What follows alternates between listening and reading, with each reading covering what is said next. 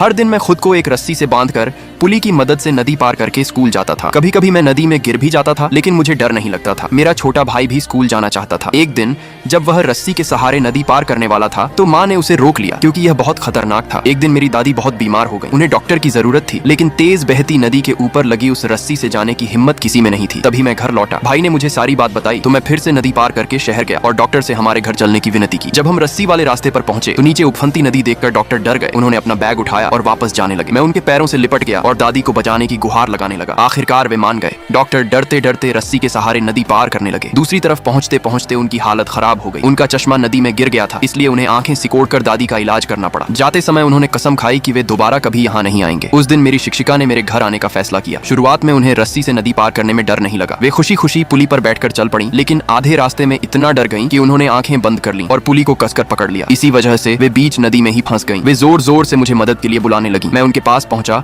और धीरे धीरे उन्हें धक्का देकर आगे बढ़ाया। मेरी कोशिशों से हम दोनों सुरक्षित दूसरी तरफ पहुंच गए। मेरी शिक्षिका मेरे घर आई और मुझे लाल रंग के सुंदर जूते दिए। मुझे वे बहुत पसंद आए, लेकिन मेरे छोटे भाई को भी वे जूते चाहिए थे। दिल पर पत्थर रखकर मैंने जूते उसे दे दिए। मेरी आंखों में उदासी देखकर उसे भी शर्म महसूस हुई। अगले दिन जब मैं घास की चप्पल पहनकर स्कूल जाने लगा तो मेरा भाई नए जूते लेकर दौड़ता हुआ आया। उसने अपने कपड़े से मेरे पैरों की धूल साफ की और प्यार से मुझे वे लाल जूते पहनाए। उस पल मैं बहुत खुश हुआ। स्कूल पहुंचते ही मैंने जूते उतार दिए, क्योंकि मुझे डर था कि कहीं वे गंदे न हो जाएं। स्कूल के बाद मैं अपने भाई के लिए एक और जोड़ी जूते खरीदना चाहता था, लेकिन वे बहुत महंगे थे। तब मेरी शिक्षिका ने मेरी मदद पैसे दिए और जूते मुझे दे दिए, ताकि मैं उन्हें अपने भाई के लिए ले जा सकूं। मैं इतना खुश और आभारी था कि मैंने झुककर उन्हें धन्यवाद दिया। फिर जूते लेकर मैं नदी पार करने के लिए रस्सी पर चढ़ गया। अचानक एक जूता मेरे हाथ से फिसल गया। उसे पकड़ने के लिए मैंने एक हाथ छोड़ दिया। इसी वजह से मेरा संतुलन बिगड़ गया और मैं नदी में गिर पड़ा। मुझे पता था कि मेरा भाई मेरा इंतजार कर रहा है, लेकिन इस बार मैं कभी वापस नहीं लौटा। असल में मेरी सिर्फ एक ही इच्छा थी, काश वहाँ एक पुल होता ताकि मैं और मेरा भाई सुरक्षित स्कूल जा सकते।